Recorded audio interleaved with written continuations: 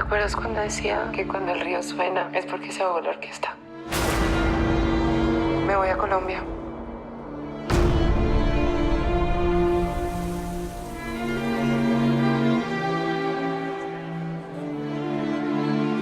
Hola. ¿Cómo te llamas? Fabián. ¿Aquí trabajas? Claro. A ver, demuéstramelo. Ahí se sientan los violines, atrás las maderas. ¿Y tú qué haces? Yo me paro frente a los músicos, muevo las manos mientras ellos hacen todo el trabajo. ¿Interrumpimos? Adelante. Su esposa no salió del país. ¿Qué carajo se creen? ¿Que la enterré en el jardín o qué? Pues muchas gracias por este tiempo para platicar con ustedes de Perdida. ¿Qué tan complicado es hacer un thriller en México? Con tantas comedias románticas que hay, ¿qué tan complicado es que se pueda hacer y que la gente lo reciba bien? Pues es tremendamente difícil porque no hay, ¿no? Digamos, no hay como un antecedente de que el público reacciona a este tipo de películas en taquilla. Entonces el riesgo que corre el productor y nosotros como equipo haciendo la película es grande. No sabremos hasta después del 10 de enero cómo reacciona el público, pero creo que lo importante es el riesgo, ¿no? O sea, como ofrecer esa alternativa de una película de buena manufactura, con buena interpretación actoral, y ponérsela al público en la mesa y que ellos decidan si verla o no, ¿no? Y como actriz, ¿cómo es hacer un thriller también? Pues es una nueva experiencia. Yo creo que, bueno, yo he tenido la oportunidad de hacer thriller, pero como esto tiene una apuesta comercial muy grande y me alegra, o sea, yo creo que nos hace falta tener más diversidad en los personajes y en las historias que contamos. Pues para mí, yo estoy súper contenta con el resultado y yo creo que el público va a encontrar que pues somos multifacéticos también en nuestras historias y en nuestras cosas que podemos contar. Es un remake de una película, mucha gente cree que es de Perdida, de Gone Girl de David Fincher. Exacto, pero realmente es un remake de una película colombiana. ¿Por qué hacer un remake de una película latinoamericana en México? La opción es de Dynamo. Dynamo quería entrar a México como una casa productora seria, grande. Ya tenía por ahí el proyecto de Falco, pero querían entrar a hacer cine, ¿no? Entonces, asumo que el proyecto que les había funcionado muy bien en Colombia era la película colombiana, La cara oculta, y entonces la apuesta era hacer una versión mexicana. La película tiene, digamos, su anécdota principal es universal, es de fácil entendimiento en cualquier idioma. Entonces lo único que necesitaban era todo el tejido de la trama alrededor que tuviera una identidad mexicana y que se podría hacer. Entonces por ahí fue la apuesta.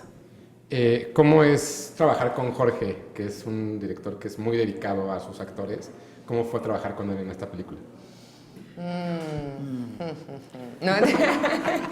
No, exceptuando lo del látigo y las patadas. Exacto, exceptuando eso, desde el primer momento tuvimos como una muy buena comunicación. Creo que hubo muchas conversaciones. Es alguien que está abierto a colaborar, a escuchar, a proponer, a jugar, a probar y a ver si y a ser como muy noble también cuando no va por ahí, sino como estar presente. Hay como un acuerdo de confianza que para mí es muy importante, y sobre todo en un personaje con la exigencia de y de Carolina y por todo lo que pasa y su arco.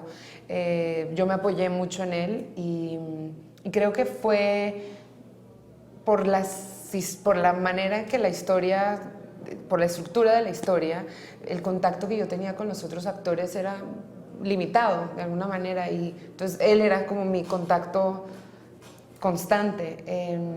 Pues muy bien, yo le aprendí muchísimo, me encanta, es muy organizado, impresionantemente.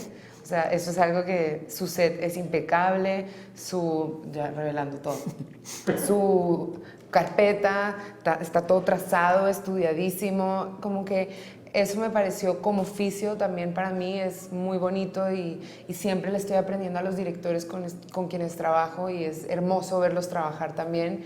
Y bueno, en el caso de él es un gran maestro en ese sentido.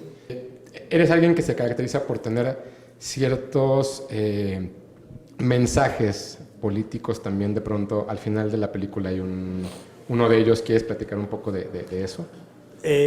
Sí, bueno, en realidad en la industria el primer crédito cuando termina la película le pertenece al director, digamos, es el crédito que por contrato sale y la película, ese crédito está otorgado a los 3 estudiantes de cine que fueron asesinados en Guadalajara. Es el crédito de dirección, es otorgado a ellos y ya después viene el equipo de trabajo.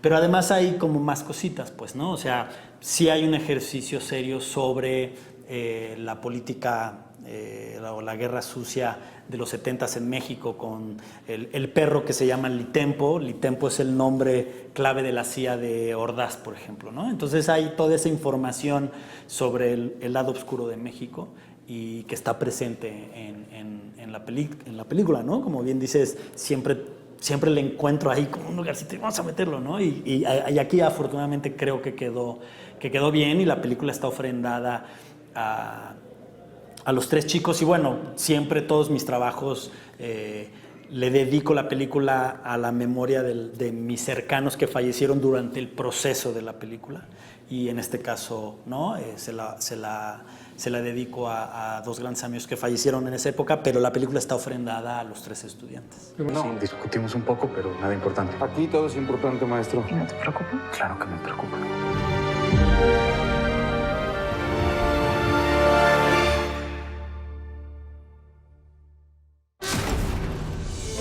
¿Sabía que su esposa desapareció hace casi 2 semanas? ¿Ustedes cuánto tiempo llevan viéndose?